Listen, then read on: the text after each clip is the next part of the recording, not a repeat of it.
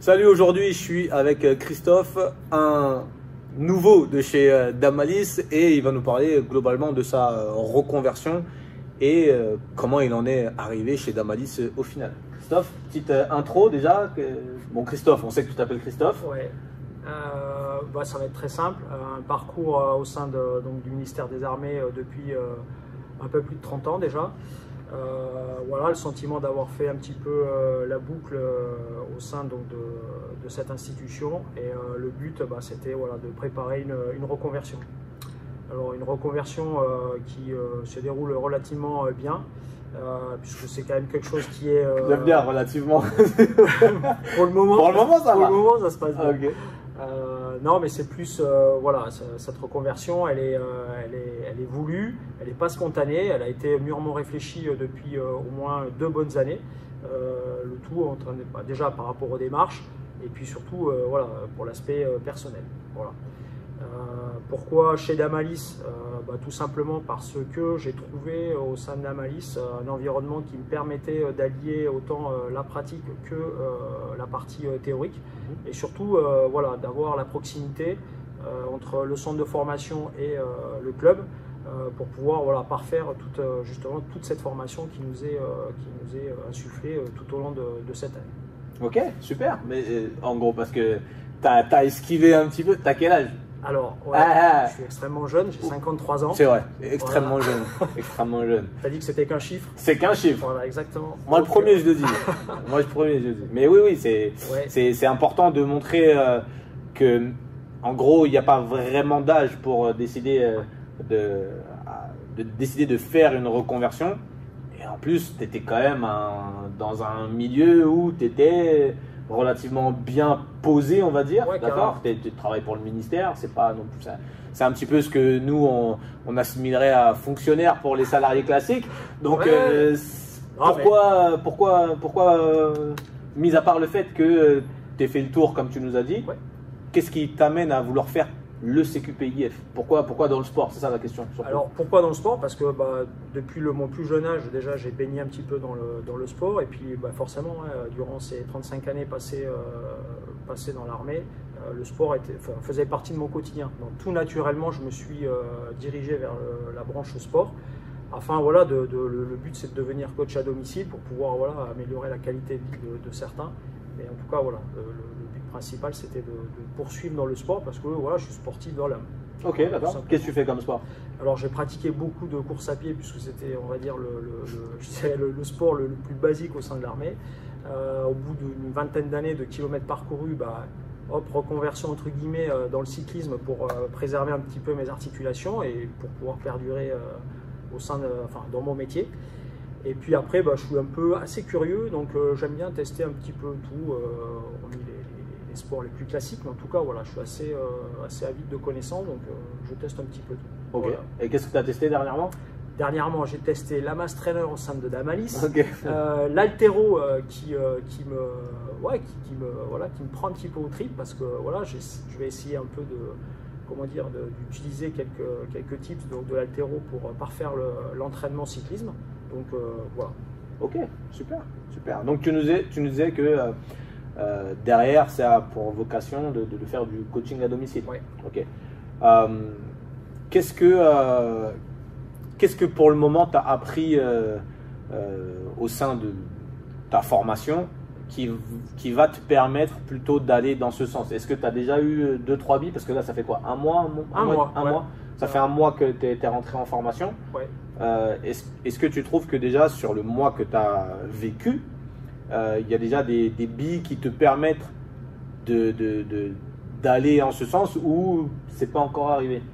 Je dirais, oui, effectivement, au bout de ce premier mois, on peut déjà dresser un petit bilan qui est quand même assez quand même positif, bien plus que positif. On a quand même les billes pour pouvoir débuter sereinement un petit peu dans le milieu.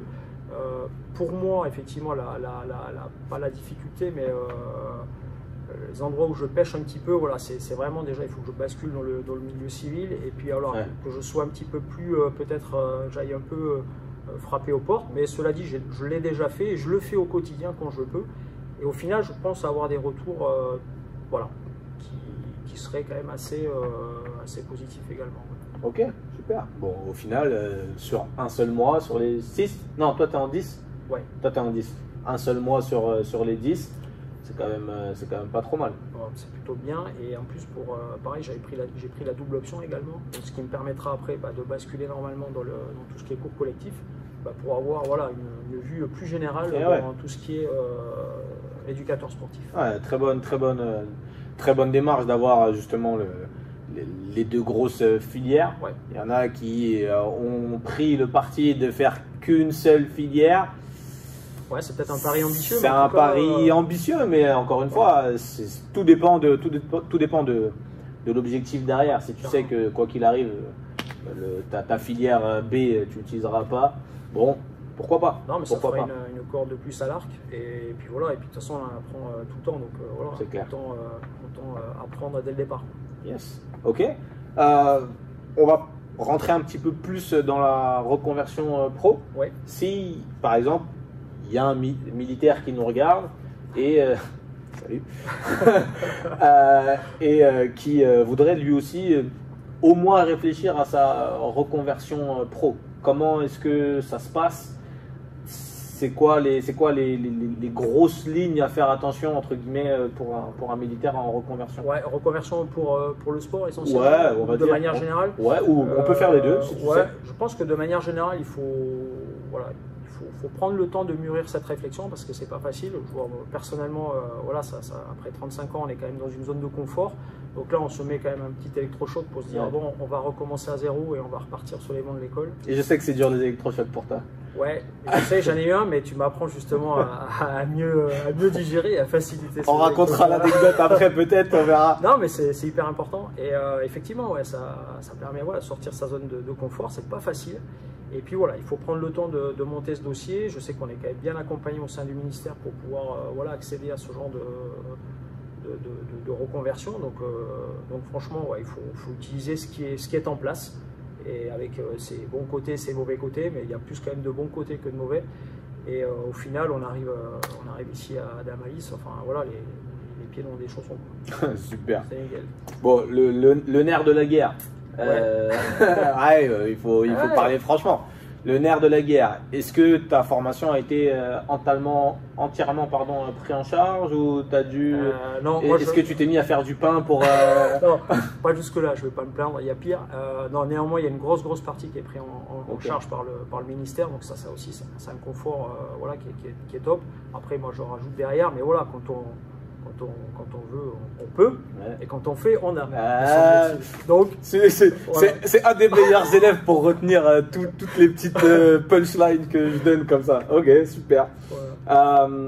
Maintenant qu'on a parlé de la reconversion, toi globalement, tu nous l'as dit, ce que tu veux faire derrière, c'est coach à domicile, mais tu nous as pas dit coach de quoi? Est-ce que tu aurais une spécialité? Parce que tout à l'heure, tu parlais de cyclisme.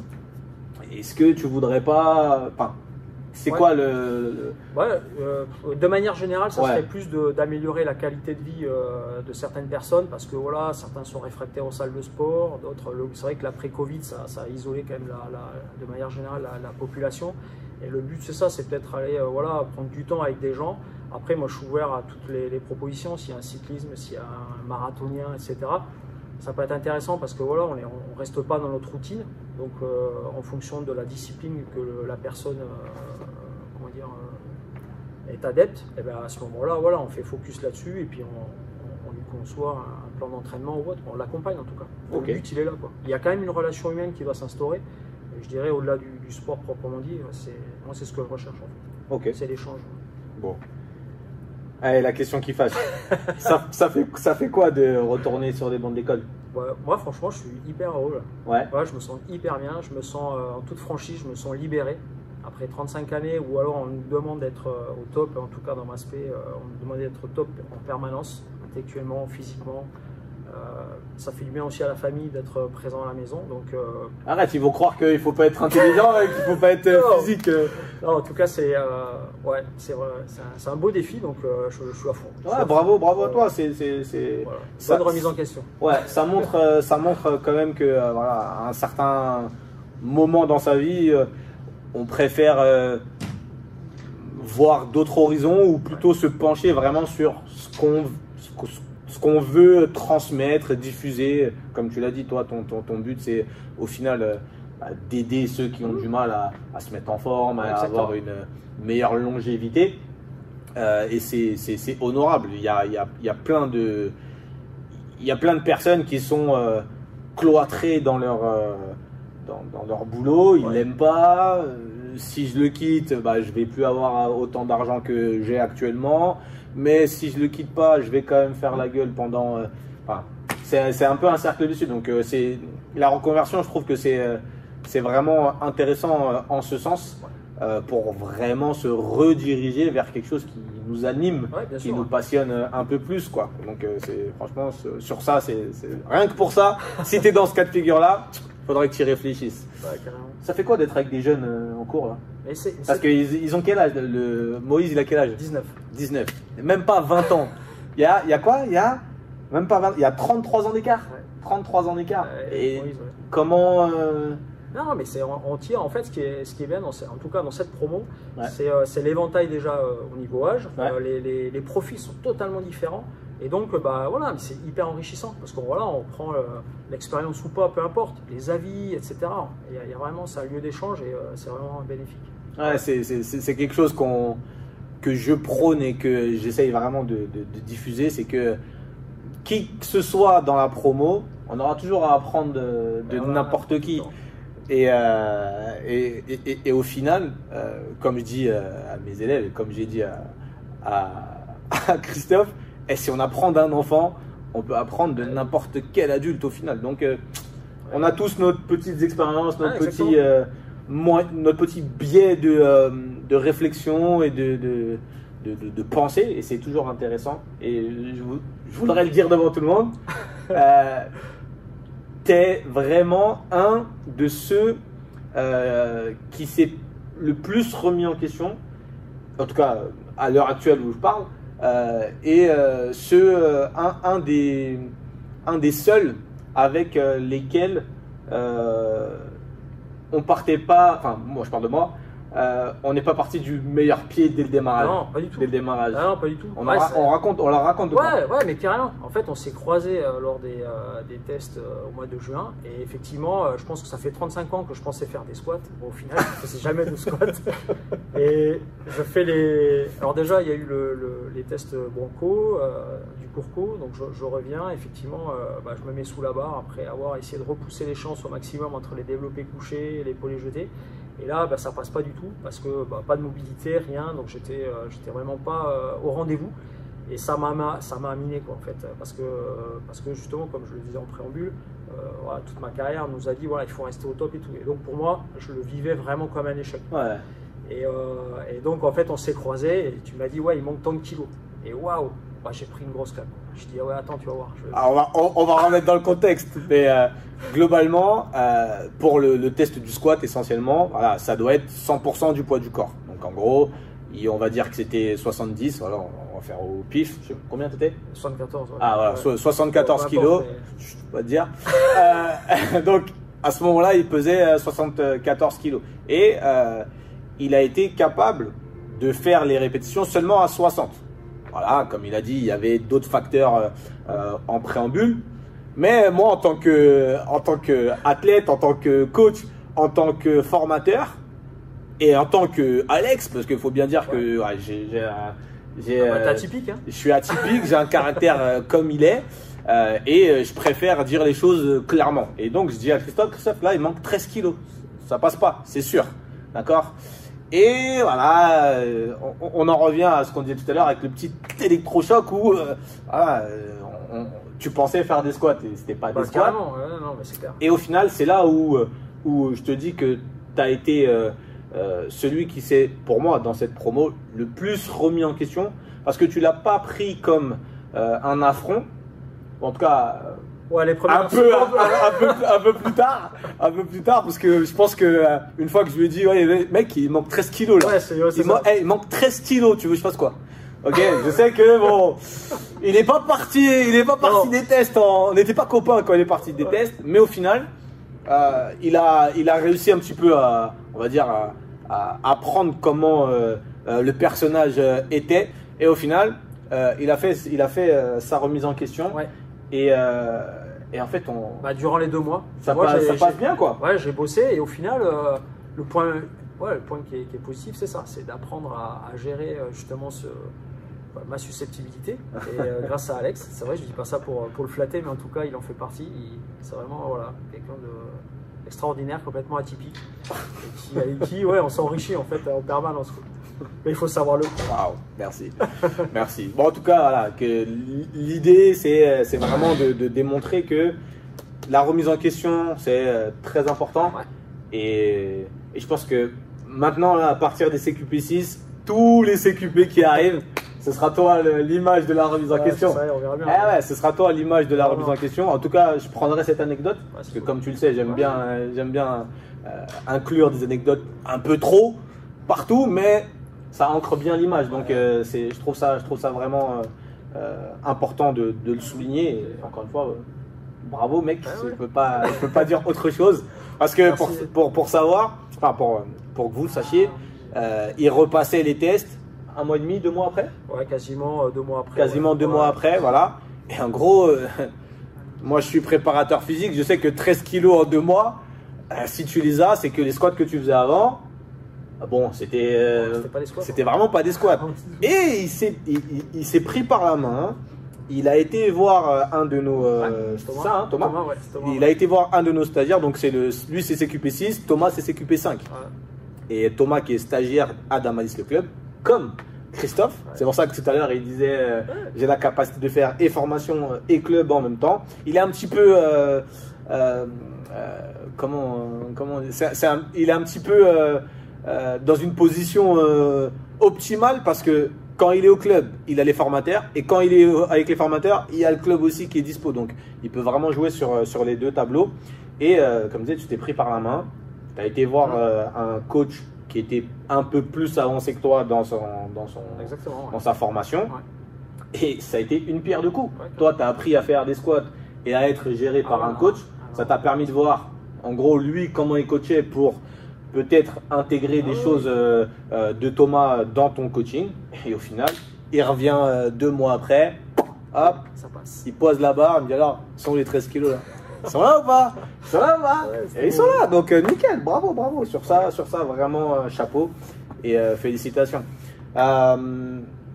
Qu'est-ce qu'on peut leur dire de plus sur le stage? Comment tu gères ton stage? Voilà. Comment tu réussis un petit peu à jongler entre famille, reconversion et le stage, quoi? Je pense que moi j'ai peut-être le privilège ou l'avantage, on sait rien en tout cas, d'avoir je fais que ça, quoi. Donc je suis peut-être moins impacté qu'une personne qui bosse et qui après le soir doit rattraper les cours, etc. Donc moi je m'investis du mieux que je peux, en tout cas dans cette échéance là. Après c'est en lien avec Damalis Formation et le club qui m'ont aménagé les horaires. En tout cas je sais qu'il y a un staff qui est hyper bienveillant, qui est extrêmement disponible, qui vraiment sont là pour accompagner et pour aider les élèves. Voilà. Je suis un des élèves. Il allait dire les vieux, t'as vu? C'est quel âge? 38, 53, au final, c'est pas grand chose. Exactement. Ouais. Bon, du coup, les examens pour toi, c'est quand? Ça sera début d'année, février, mars, je crois que c'est mars, début mars, un truc comme ça. Ouais. Ok, donc, bon. Voilà. Eh bien, qu'est-ce qu'on peut te souhaiter? Que ça réussisse. Que ça réussisse. Ça match. Ah, ça va matcher. Ça, on va pas te le souhaiter. Tu vas faire tout pour que ça réussisse. Donc, on va tout mettre à l'heure pour que ça arrive au bout. Ouais, c'est clair. Bon, voilà. Super. Ok. Mais on a fait le tour, Christophe, je pense. Allez. Au pire, on se refera une vidéo février pour voir où ça en est. J'en suis. Ouais, carrément. Ok. Allez. Bon. Yes, allez. Ciao.